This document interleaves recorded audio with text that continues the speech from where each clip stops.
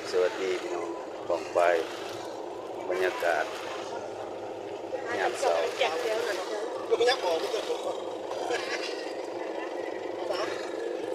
เสาร์ของวันที่2พี่น้องมาถ่ายเบิ่งแม่ค้าเพิ่นขายปีงไก่ให้รถ2 แถวเนาะเอาปีงไก่ใช่บ่